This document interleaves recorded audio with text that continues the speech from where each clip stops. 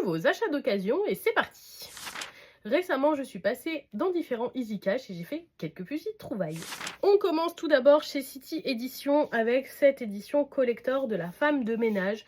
Je sais que cette histoire est apparemment très classique, vous êtes nombreux et nombreuses à me l'avoir dit, mais d'un côté, j'avais envie de comprendre l'engouement autour de ce titre et de le tenter.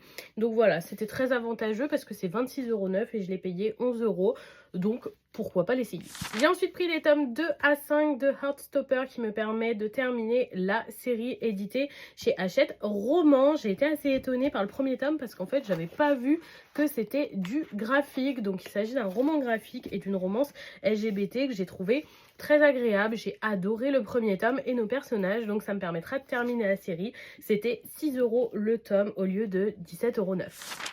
On passe au manga et je suis super contente d'avoir trouvé les 2 premiers volumes de Anna et le Prince d'Albion, édités chez Naban, qui était sur ma wishlist depuis une demi-éternité.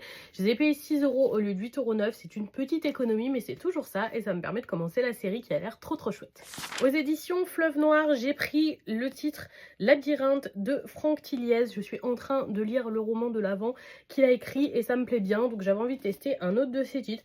J'ai choisi celui-là parce qu'il y en avait plein dans le rayon et que le synopsis de celui-là me parlait. Il était à 8 € au lieu de 22,9 €. On termine avec un achat de mon copain. Il s'est pris les tomes 9, 10 et 11 de Boruto, édité chez Kana.